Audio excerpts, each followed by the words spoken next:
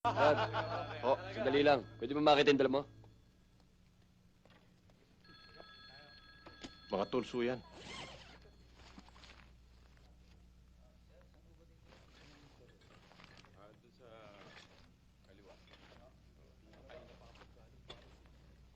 Saan ka pupunta?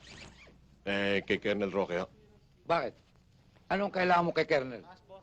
Siya ang may kailangan sa akin. Pinatawag niya ho ako eh. Ikaw? Ipapatawag ni Hepe?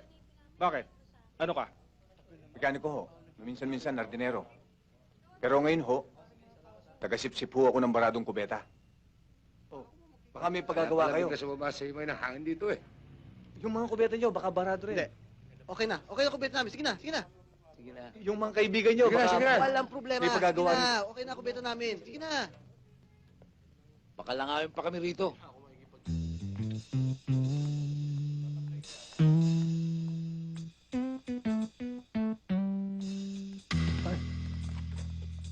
Sorry, miss.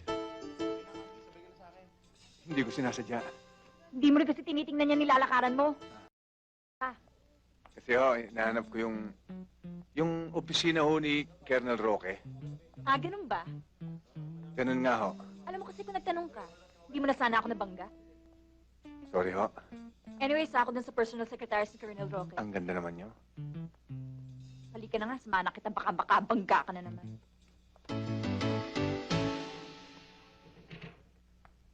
Sir, excuse me.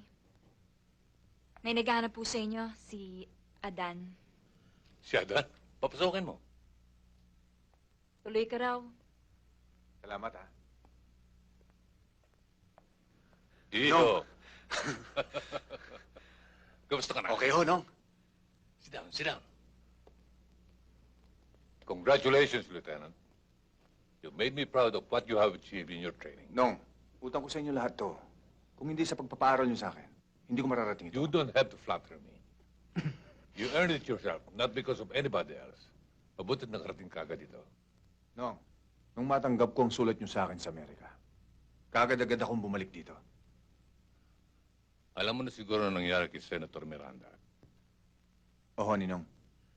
Pinatay siya dahil sa totoo ang ibinulgar niyang plano na pabagsakin ang ating pamahalaan ng mga terorista.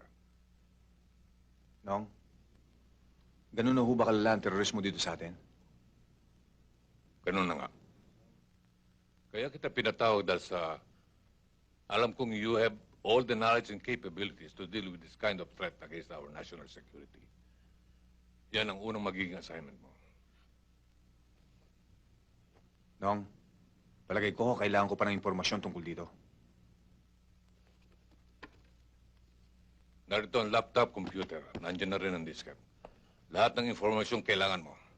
Makikita mo riyan.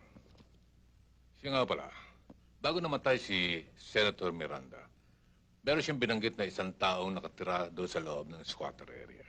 Doon nga, namin kinalaman sa terorista. Saan lugar ho yun?